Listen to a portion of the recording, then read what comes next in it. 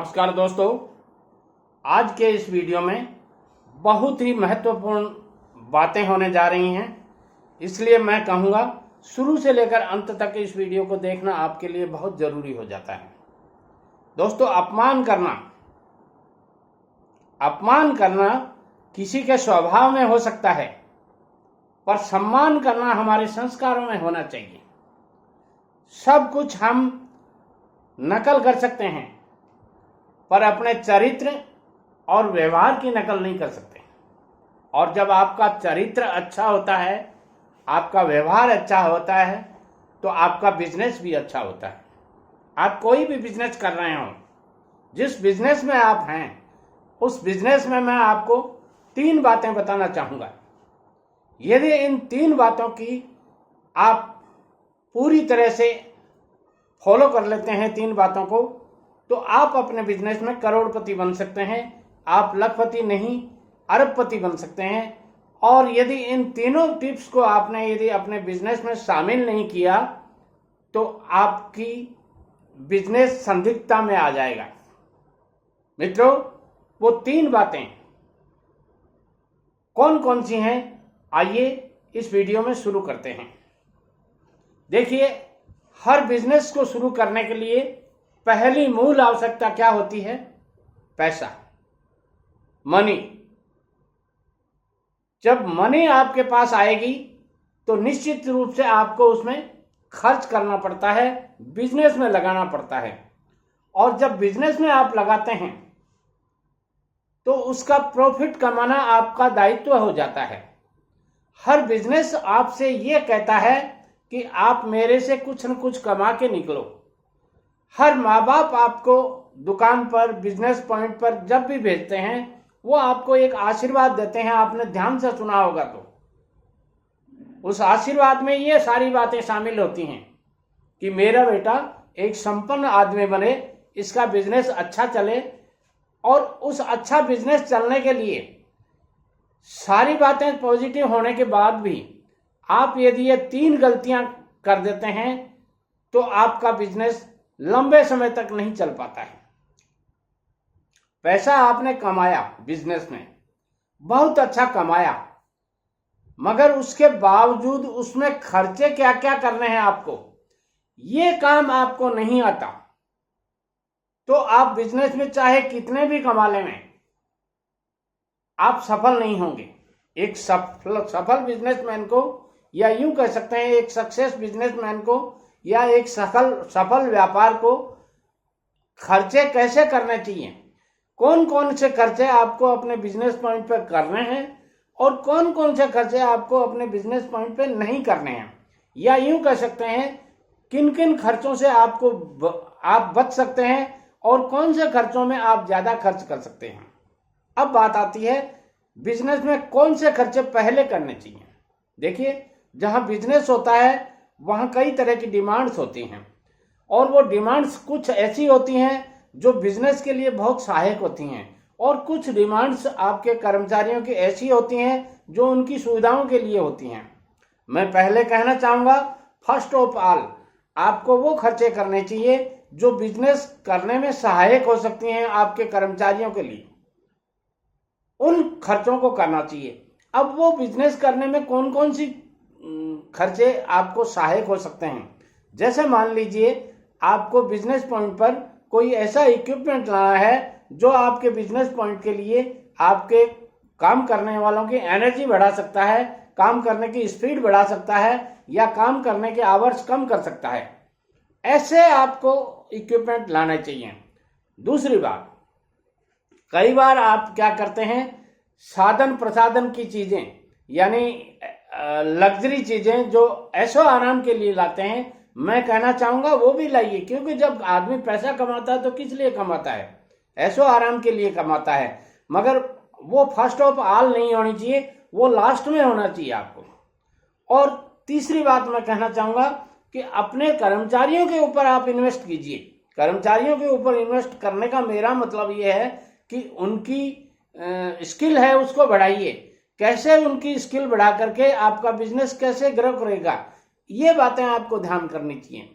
आपको उनको कोई ऐसी ट्रेनिंग कैसी कोई ऐसी वेबिनार, कोई ऐसी सेमिनार, और नहीं तो मेरे वीडियो ही सुना सकते हैं आप, किसी और के वीडियो सुना सकते हैं। आपको जो मोटिवेशनल स्पीकर या बिजनेस कोच पसंद हो उनके वीडियो आप दिखा सकते हैं उनको।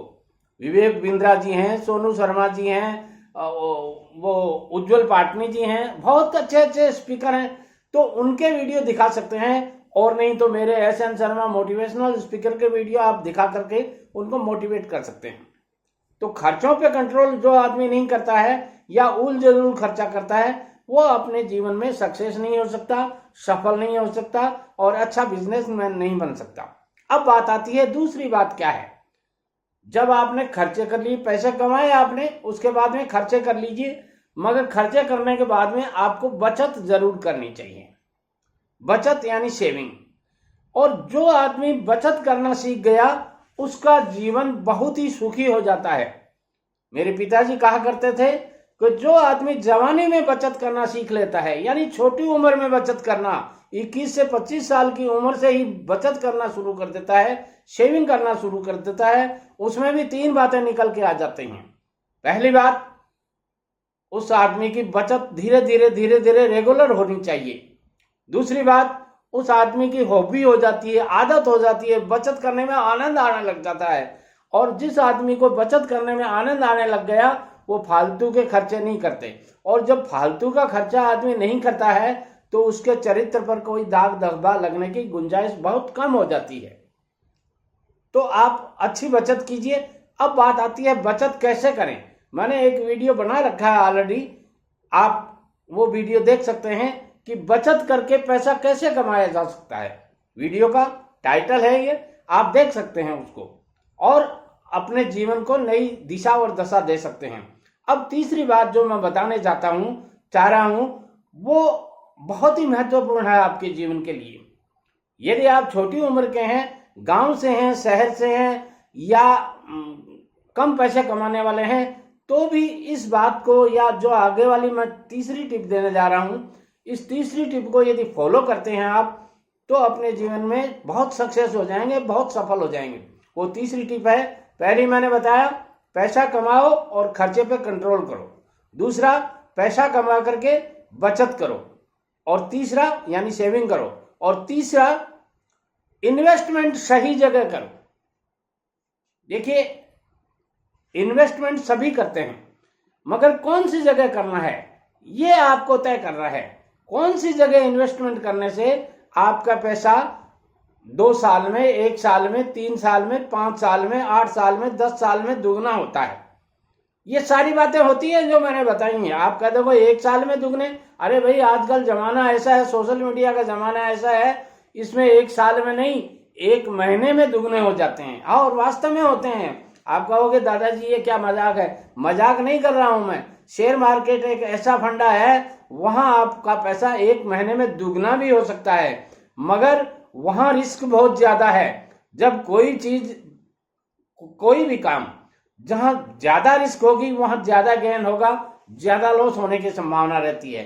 मगर जहां रिस्क कम होती है वहां लॉस भी कम होता है, तो गेन भी धीरे धीरे होता है, कम होता है। तो यदि आप इन्वेस्टमेंट अपना कैसी जगह करते हैं, कुछ लोग ऐसी जगह इन्वेस्टमेंट कर देते हैं जहां से आपको रिटर्न कुछ मिलना ही नहीं है। बहुत से आदमी मैंने ऐसे देखे हैं जो अपने सेविंग बैंक अकाउंट में पैसे रखे रहते हैं। एक छोटी सी बात ले लीजिए आप। अब आप ध्यान से सोचिए, एक बार मेरी बात को बड़ी गहराई से लीजिए। आपके सेविंग अकाउंट बैंक में आपको मिलता क्या है, कितना इंटरेस्ट मिलता है? यही 2-3-4%। अब 2-3-4% और 6%, 7%, कितना फर्क हो गया? डबल हो गया। पड़ा क्यों है वो आपको? आपके सेविंग अकाउंट में क्यों पड़ा है? मान लीजिए आपके 1 लाख रुपए सेविंग अकाउंट में पड़े हैं, वो क्यों पड़े हैं? केवल इसलिए कि आलस है। कौन जाए बैंक में, कौन FDR करवाए। अरे FDR करवाओगे तो उससे दुगने मिलेंगे और सेविंग बैंक अकाउंट में पड़ा है तो वो आधा मिलेगा। ये इसी तरह की इन्वेस्टमेंट आप अपने दिमाग से कीजिए। यदि आपको समझ में नहीं आ रहा है तो मेरी channel SN Sharma motivational speaker YouTube पे जाइए, सर्च कीजिए, सब्सक्राइब कर बेल आइकन को प्रेस कर दीजिए ताकि आने वाले हर वीडियो का नोटिफिकेशन सबसे पहले और घर बैठे फ्री में आपको मिले। और फिर उसमें जाकर के आप प्लेलिस्ट में इन सारे वीडियोज को देख सकते हैं। नमस्कार।